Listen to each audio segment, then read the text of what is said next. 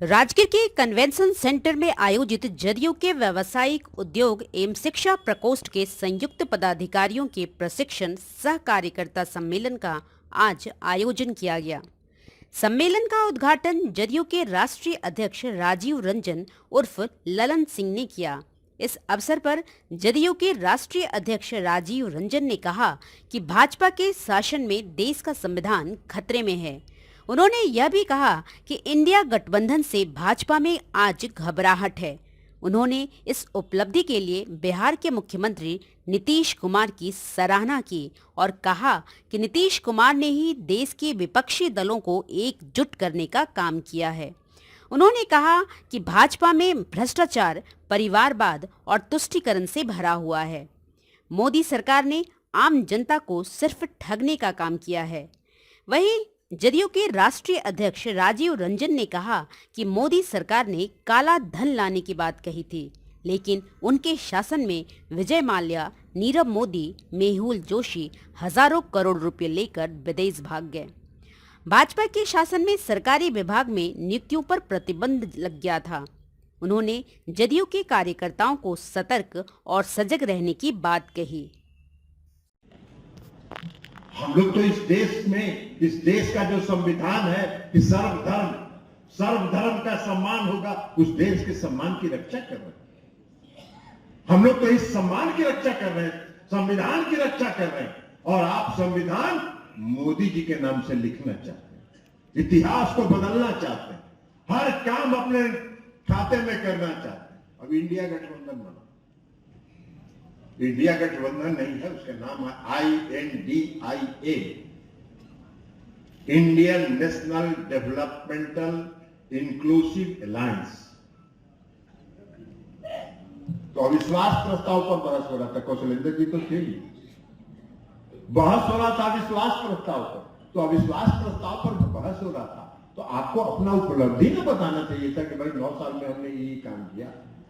नहीं, 1.5 घंटा तक हम लोग भाषण उनका सुनते रहे, और 1.5 घंटा तक उन्होंने सिर्फ INDIA गठबंधन पर ही बोलते रहे। बहुत घबराहट में है, बहुत परेशान है, और ये उपलब्धि आपकी पार्टी के सम्मानीय नेता आदरणीय नीतीश कुमार जी का है, जिन्होंने पूरे देश को एक करने का काम किया। लेकिन है बहुत घबराहट में थी, बहुत घबराहट में थी, और इसलिए आल बल अनाप शनाप जो समझ में आ रहा है बोल रहे। अरे आप जितना बोलते हैं पूरे संसद के बाहर पत्रकार लोग कह रहे थे कि आज तक इस देश का प्रधानमंत्री ऐसा भाषण नहीं दिया जैसा इन्होंने किया। भाषण उनके स्टैंडर्ड का था ही नहीं, प्रधानमंत्री का एक स्टैंडर्ड होता है, उस स्टैंडर्ड का भाषण उनका था ही नहीं, लेकिन है। आप घबराए हुए हैं तो क्या करिएगा। तो इसलिए आपकी और जनता दल यूनाइटेड के कार्यकर्ताओं की भूमिका बढ़ गई, इस परिप्रेक्ष्य में बढ़ गई कि देश को अगर बचाना है और लोकतंत्र को अगर बचाना है, अगर इस देश में लोकतंत्र को फिर से स्थापित करना है, तो आपको सतर्क रहना पड़ेगा, सजग रहना पड़ेगा, और आपको हर घर तक, हर गांव तक, हर घर तक पहुंचना पड़ेगा और दस्तक देना पड़ेगा कि देश में खतरा है, देश खतरे की स्थिति में। तो इसलिए साथियों, मीडिया की बात आप देखिए, मीडिया के बारे में हम बता देते हैं। 2015 में नीतीश कुमार जी ने क्या वादा किया था बिहार की जनता को? 7 निश्चय की, 7 निश्चय योजना, 7 निश्चय का सारा 7 निश्चय 2020 के पहले नीतीश कुमार जी ने पूरा करके सरजमीन पर उतार दिया। यह है वादा। 2012 में उन्होंने वादा किया कि अगर बिहार में बिजली में दिखने लायक परिवर्तन नहीं होगा तो हम बिहार की जनता से वोट मांगने नहीं जाएंगे, और आज हम सबको यह गर्व है कि बिहार में बिजली की स्थिति सुधर गई। ये हमारे नेता अभी ठीक कर रहे थे, माननीय विजय चौधरी जी, उन्होंने कहा नीतीश कुमार जी ने जिस काम को शुरू किया 2015 में, हर घर बिजली पहुंचाने का काम, उसको भारत सरकार ने 2017 में राष्ट्रीय योजना बनाया।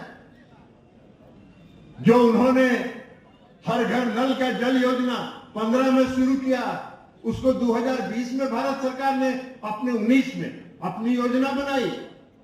तो बिहार तो आगे रहता है, आप उसके पीछे पीछे चलते हैं। तो इतना भी तो लाज शर्म थोड़ा रखिए कि कहिए कि भाई नीतीश कुमार जी इतने परिपक्व नेता हैं, इतना उनका सोच विकास के प्रति इतनी सजग है कि जो वो करते हैं उसके पीछे पीछे हम चलते हैं। ये कहने का साहस आपको होना चाहिए। गए थे अभी अमित शाह जी हमारे क्षेत्र में लखीसराय, आप बताइए,